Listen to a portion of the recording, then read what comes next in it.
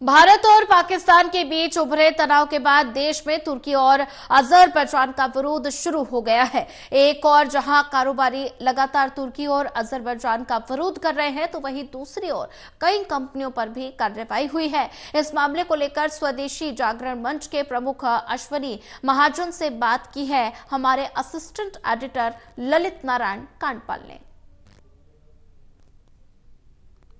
पाकिस्तान के बीच पैदा हुए तनाव के बाद जिस तरीके का रुख तुर्की और अजरबैजान का रहा, उसका देश में सर्वव्यापी विरोध हो रहा है।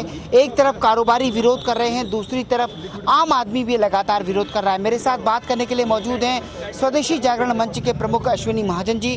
उनसे बात करते हैं। अश्विनी जी, जिस तरीके की भूमिका तुर्की और अजरबैजान की रही, उसके बाद पूरे देश भर में बॉयकॉट हो रहा है। आप लोगों का प्रोटेस्ट क्या कह रहा है? देखिए, स्वदेशी जागरण मंच इस बात को रेखांकित करने के लिए सड़क पर उतरा है कि भारत एक ऐसा देश जिसने तुर्की की उसकी मुसीबत के समय मदद की। जब उन पर भूकंप का संकट आया तो सबसे पहले भारत दोस्त ऑपरेशन के नाते उनके साथ खड़ा था। लेकिन जब भारत में आतंकवाद फैलाने के लिए पाकिस्तान आता है तो हमारे जिस प्रकार से नृशंस हत्या की गई हमारे मासूम नागरिकों की, उसके खिलाफ एक बार भी तुर्की ने नहीं कहा। लेकिन जब युद्ध हुआ तो उस समय युद्ध में भी पाकिस्तान का साथ दिया, उनको ड्रोन्स दिए, उनको मिसाइल्स दिए, उनकी तमाम प्रकार से आर्थिक सहायता की।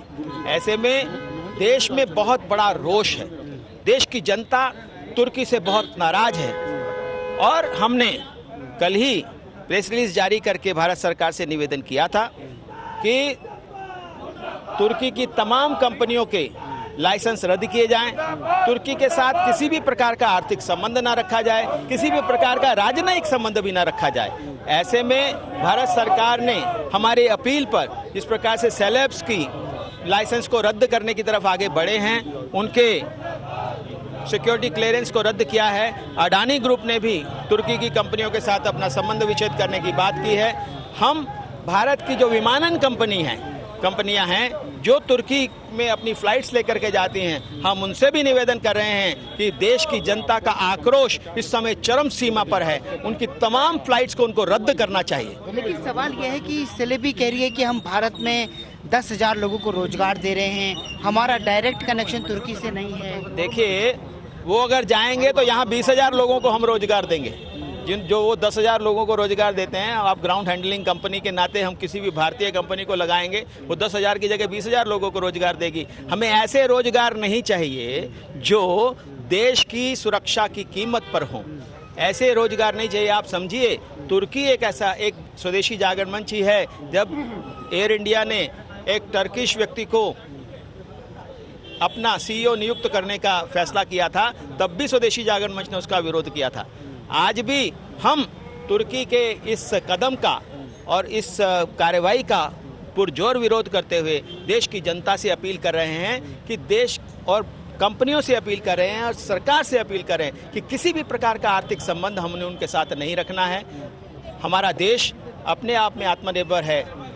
जैसे उन्होंने अपने तरफ से बहुत बढ़िया ड्रोन्स और मिसाइल्स भेजे थे, लेकिन जिस प्रकार से हमने खिलौनों की तरह उनको गिरा करके देश के मस्तक को ऊंचा किया है, हमारे सैनिकों ने, हमारे टेक्नीशियंस ने, हमारे टेक्नोलॉजिस्ट ने, ऐसे इस प्रकार से हम सक्षम हैं। चाहे कोई भी देश पाकिस्तान के समर्थन में खड़ा होगा, देश की जनता, देश की सरकार, देश की सेना उसका पुरजोर जवाब देगी। सवाल यह है कि आखिरकार हमारा जो भी कारोबारी रिश्ता है बहुत कम है, तो क्या आप मानते हैं कि कहीं ना कहीं अगर बड़ा कारोबार होता, बड़ा अमाउंट में कारोबार होता, तो कहीं ना कहीं तुर्की और अजरबैजान एक बार सोचते जरूर पाकिस्तान के साथ जाने से? देखिए, वो एक तानाशाही देश है, तानाशाही सरकार है। उनके लोग बेचारे सोचते हैं, उनकी सरकारें नहीं सोचती हैं। उनके लोगों के साथ हमारा कोई विरोध नहीं है, उनकी सरकार के साथ हमारा विरोध है, उनके हुक्मरानों के साथ हमारा विरोध है और उस मानसिकता के खिलाफ हमारा विरोध है जो पाकिस्तान जैसे आतंकवादी देश का समर्थन करती है। सवाल, भारत के विरोध का कितना असर पड़ेगा? क्या मालदीव की तरह टर्की भी घुटनों पर आ जाएगा? देखिए, इस पिछले साल 4 लाख सैलानी तुर्की गए थे और इस बार जो हमारे खबरें आ रही हैं, सब लोग अपना जिन्होंने पहले से ट्रैवल प्लान बनाया था वो रद्द कर रहे हैं। ये बात मैं नहीं कह रहा हूँ, मेक माई ट्रिप और दूसरी कंपनियां कह रही हैं। चलिए, हमसे बात करने के लिए बहुत बहुत शुक्रिया। तो कुल मिलाकर अश्विनी महाजन साफ तौर पर कह रहे हैं कि जिस तरीके का असर देखने को मिला था मालदीव में, वैसा ही असर इस बार तुर्की को देखने को मिलेगा और तुर्की घुटनों पर झुककर भारत के सामने खड़ा होगा। कैमरा पर्सन शूरवीर के साथ ललित नारायण कांडपाल, टोटल न्यूज़, दिल्ली।